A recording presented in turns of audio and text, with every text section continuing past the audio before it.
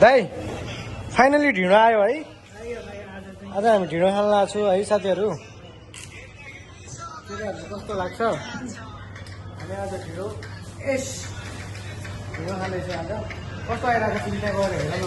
चिन्दैन हाम्रो केस कस्तो आइरहेको? म आउनु पऱ्यो नि। गएको अब हेर त। अब सानोको बाबा आउँछ है मेरो जिन्दगीमा। पहिला गाउँमा चाहिँ रोटी खाइन्थ्यो यसको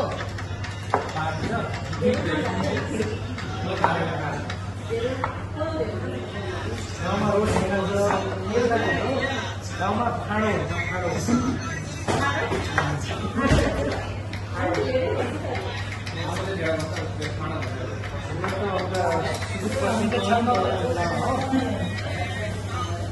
लोकल कुरा हुनुपर्छ कि लोकल कुरा झोल